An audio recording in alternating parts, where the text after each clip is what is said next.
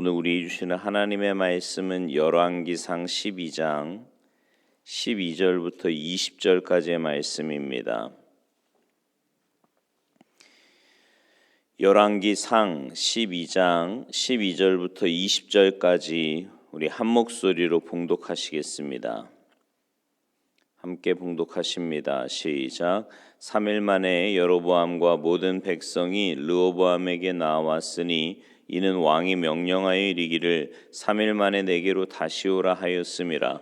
왕이 포악한 말로 백성에게 대답할세 노인의 자문을 버리고 어린 사람들의 자문을 따라 그들에게 말하여 이르되 내 아버지는 너희의 멍에를 무겁게 하였으나 나는 너희의 멍에를 더욱 무겁게 할지라. 내 아버지는 채찍으로 너희를 징계하였으나 나는 전갈 채찍으로 너희를 징치하리라 하니라. 왕이 이같이 백성의 말을 듣지 아니하였으니 이 일은 여호와께로 말미암아 난 것이라. 여호와께서 전에 실로 사람 아히야로 느밧의 아들 여로보암에게 하신 말씀을 이루게 하심이더라. 온 이스라엘이 자기들의 말을 왕이 듣지 아니함을 보고 왕에게 대답하여 이르되 우리가 다윗과 무슨 관계가 있느냐? 이새의 아들에게서 받을 유산이 없도다. 이스라엘아 너희의 장막으로 돌아가라. 다윗이여 이제 너는 내 집이나 돌아보라 하고 이스라엘이 그 장막으로 돌아가니라. 그러나 유다 성읍들에 사는 이스라엘 자손에게는 르호보암이 그들의 왕이 되었더라. 르호보암 왕이 역군의 감독 아도람을 보냈더니 온 이스라엘이 그를 돌로 쳐 죽인지라. 르호보암 왕이 급히 수레에 올라 예루살렘으로 도망하였더라. 이에 이스라엘이 다윗의 집을 배반하여 오늘까지 이르렀더라. 온 이스라엘이 여로보암이 돌아왔다 함을 듣고 사람을 보내 그를 공회로 청하여 온 이스라엘의 왕으로 삼았으니 유다 지파 외에는 다윗의 집을 따르는 자가 없으니라. 아멘. 할렐루야.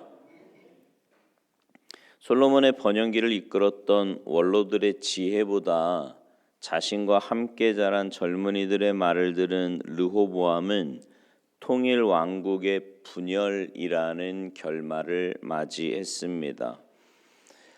우리는요 모두 자신이 속한 공동체가 견고하기를 원하지요. 그러나 가정도 그렇고 교회도 그렇고 사람이 모인 공동체가 종종 갈라지는 경우가 있습니다. 오늘 본문에도 이 이스라엘이 이제 두 나라로 분열되는 그런 장면인데요.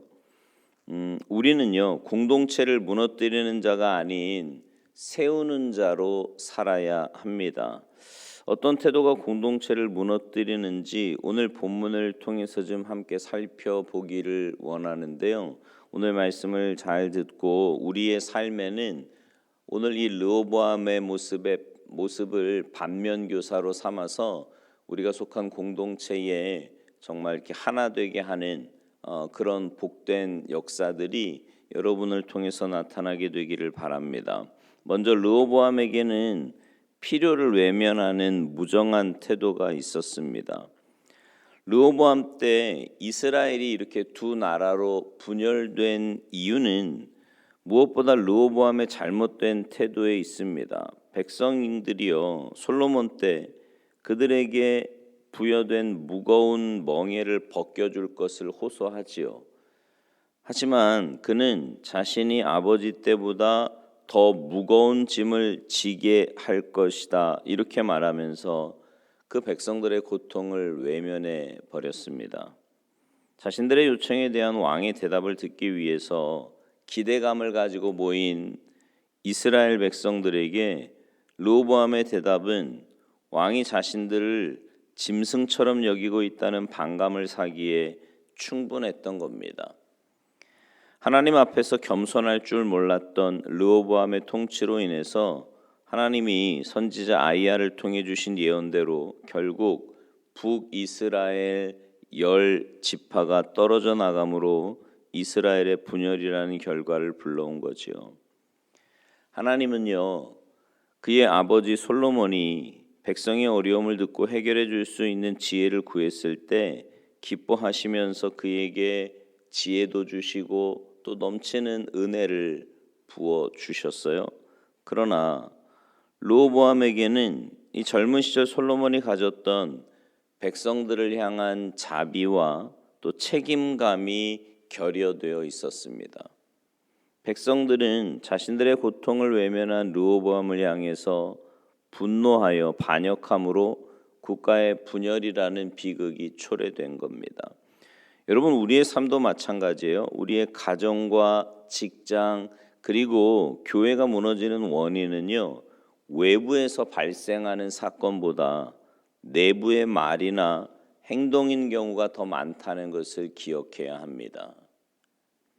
특별히 다른 사람을 배려하지 않는 무례한 말, 또 그런 행위는 상대방의 감정을 상하게 함으로 다툼의 원인이 될 수 있고요, 서로 갈라서게 만드는 요인이 될 수 있습니다. 그러니까요, 여러분, 공동체 안에서 이렇게 말을 하기 전에 혹은 행동을 하기 전에 내가 그 말을 듣는다는 것을 한 번 더 생각해 볼 지혜가 필요합니다. 내가 하는 말이 그냥 이렇게 생각이 난다고 바로바로 그냥 말을 할 게 아니고요, 내가 이 말을 했을 때 상대방이 이 말을 들으면 어떤 생각일까를 한번 생각해 보는 게 필요하다고요. 특별히 뭔가 이렇게 좀 중요하다 싶은 이야기는 더 그럴 필요가 있어요. 왜냐하면 자칫 잘못하면 좋은 의도로 말했던 게 감정을 상하게 할 수 있고요. 그러면 뭔가 함께 일을 한다기보다요, 감정의 문제에 딱 걸리면 다른 거는 별로 눈에 안 들어오고요, 그냥 상한 감정만, 자꾸 속상한 것만 생각이 나는 겁니다. 그러면 공동체가 일이 잘 될 수가 없는 거지요. 그러므로 우리에게는 늘 다른 사람의 처지를 고려하는 역지사지의 자세가 필요합니다. 이기적인 나 중심의 사고에서 벗어나서 가족, 동료, 그리고 지체들의 어려운 처지에 공감하면서 서로 너그럽고 따뜻한 말로 위로할 수 있어야 합니다. 특별히 왜 그런 분들 있잖아요. 본인이 알잖아요. 왜 내가 말을 하면 상대방이 이렇게 위로를 받고 또 따뜻함을 느끼고 이런지, 아니면 내가 말을 하면 상대방이 이렇게 상처를 받고 문제가 생기는지 한번 생각해 보시라고요. 그래서 그 훈련도 굉장히 필요한 것 같아요. 말을 잘 하는 훈련. 그러니까 말을 잘한다는 게 뭐 말을 많이 하고 막 유창 이게 아니고 말을 지혜롭게 하는 거죠. 한마디 말을 해도 상대방의 마음을 읽어줄 수 있고 따뜻함을 줄 수 있고 사랑을 느끼게 할 수 있는 그런 말이 우리 그리스도인들의 언어 생활이 되어야 한다라는 겁니다. 이렇게 사는 게 예수님의 명령을 실천하는 길이고요, 공동체를 건강하게 세우는 밑거름이 됨을 잊지 마시기 바랍니다. 또 하나는 신중하지 못한 미숙한 태도입니다. 여러분, 우리나라 속담에 왜 불난 집에 부채질한다는 그런 말이 있지 않습니까? 위기 상황에 빠진 상대를 더 곤란하게 만들어서 화를 키운다는 뜻이지요.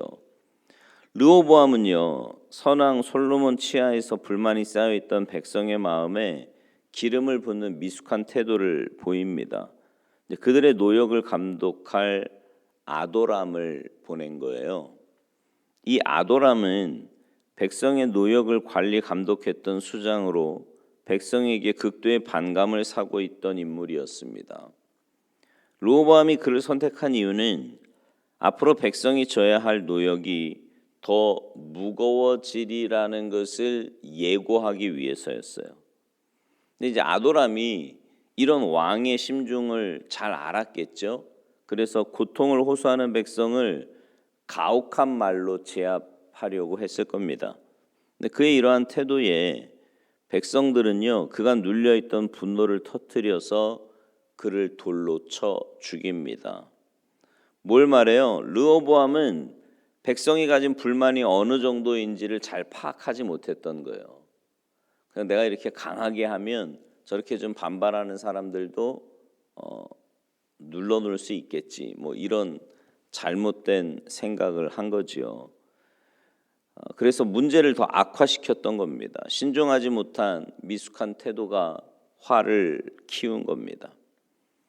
우리가 속한 가정과 직장 그리고 교회 안에서도요, 갈등과 위기의 상황은 얼마든지 올 수 있습니다. 그렇지 않습니까? 사람이 사는 곳이니까 어느 곳이든 갈등이 올 수 있고 위기가 올 수 있어요. 그런데 그럴 때일수록 우리가 해야 될 일은 뭐냐면 신중한 태도를 가져야 되는 거예요. 바울이요, 교회의 일꾼인 디모데와 디도에게 거듭해서 신중할 것을 권면합니다. 디모데후서 4장 5절 말씀이에요. 그러나 너는 모든 일에 신중하래요. 고난을 받으며 전도자의 일을 하며 내 직무를 다하라. 디도서 1장 8절입니다. 오직 나그네를 대접하며 선행을 좋아하며 신중하며. 그러니까 지금 계속 바울이요 반복해서 하는 얘기가 그거예요. 신중하라는 거예요. 신중하라. 공동체의 갈등과 위기를 해결하고 평강을 되찾기 위해서는요, 조급하게 결정을 하거나 조급하게 말하지 말고요, 기도와 말씀 가운데 하나님의 뜻을 분별하고 신중하게 행동해야 합니다. 특별히 여러분, 공동체에서 어떤 말을 할 때 여러분의 마음속에 감정이 흐트러져 있을 때는 말하시면 안 돼요. 무슨 말이냐면, 내가 이렇게 속이 좀 상해 있거나 뭔가 감정에 불만이 쌓여 있거나 아니면 뭔가 상대방에 대해서 화가 나 있는 경우에는 말해서는 안 됩니다. 그럴 때는요, 신중할 수가 없어요. 내 이성이 이미 감정에 지배당한 상태이기 때문에 그런 상태에서 말을 하면은요, 100% 상처 주는 말을 하거나 아니면 경솔한 말을 하게 됩니다. 왜냐하면 사람이요, 내가 상처를 받으면 상대방에게는 더 큰 상처를 주고 싶어 하는 게 그게 인간의 죄성이거든요. 그래서 그런 상황에서는 말을 하지 말고요, 기도의 자리로 가야 합니다. 하나님의 은혜를 구해야 되고요, 지혜를 구해야 하는 거죠. 결국 북이스라엘은 여로보암을 왕으로 추대해서 갈라져 나갑니다. 르호보암의 어리석은 선택과 태도가 결국 나라를 두 조각 만들어 놓은 거죠. 물론 솔로몬의 죄로 인해서 이런 일들이 이제 벌어진 겁니다. 그러나 르호보암이 하나님 앞에서 정말 겸손한 마음으로 백성들의 마음을 읽고 또 기도하면서 하나님의 뜻을 구했다면 어쩌면 솔로몬의 그 죄가 르호보암 때 오히려 용서가 될 수 있지 않았겠습니까? 분열이 아니라 화합이 되고 하나가 될 수 있지 않았겠느냐 말입니다. 일을 행하시는 분, 그것을 지어 성취하시는 분은 여호와 하나님이신데 그 르호보암의 모습이 어떤 모습으로 하나님 앞에 섰느냐에 따라서 그 결과는 너무 달라질 수 있었다라는 거지요. 그러므로 성도는요, 판단하고 결정해야 할 일이 있을 때 반드시 기도의 자리로 나아가야 합니다. 기도하고 하나님의 그 음성을 듣고 주님의 뜻을 깨닫고 그리고 믿음으로 결정해야 잘못된 그런 어리석은 행동을 안 하게 된다라는 거죠. 바라기는 여러분 한 사람 한 사람, 여러분 공동체는요, 여러분 한 사람 한 사람이 만드는 거예요. 누구에 의해서 만드는 게 아니고, 그러니까 뭐 나 하나쯤이야, 뭐 내가 하고 싶은 대로 말하고 내가 하고 싶은 대로 행동해도 나 하나쯤이야. 천만에요. 여러분 한 사람 한 사람의 그 모습이, 그 행동이 공동체를 하나로 만들 수도 있고 공동체를 분열시킬 수도 있는 겁니다. 그러니 여러분의 말에, 특별히 여러분 신앙생활을 좀 오래 한 분들이라면 그만큼 성숙하다라는 거 아니겠습니까?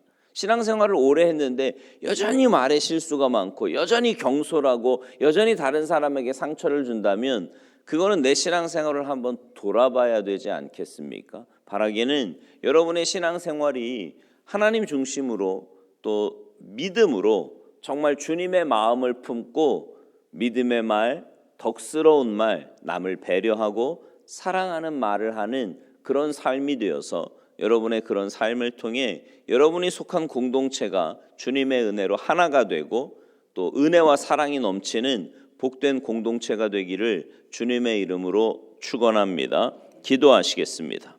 하나님, 우리가 이 땅을 살아가면서 여러 공동체에 속하게 되는데 그 속한 공동체에서 하나님은 우리를 통해 하나님의 뜻을 세워가고 또 하나 되게 하는 그 밑거름으로 우리를 사용하시기 원하시는 줄 믿습니다. 하나님 말씀의 원리대로 순종하며 살아가는 우리가 되게 하셔서 우리가 속한 공동체마다 정말 우리를 통해 하나 되는 역사가 나타나게 하시고 우리를 통해 하나님의 은혜와 사랑이 흘러가게 하셔서 정말 하나 되고 복되게 되는 그런 역사들이 우리 한 사람 한 사람을 통해 나타날 수 있도록 우리를 주님의 도구로만 사용하여 주시옵소서. 이 새벽에 여러 가지 기도의 제목들을 가지고 안타까운 마음으로 또 간절하게 기도하는 주님의 백성들의 기도와 간구에 주님께서 응답하시고 역사하여 주시옵소서. 감사드리며 예수님의 이름으로 축복하며 기도하옵나이다. 아멘.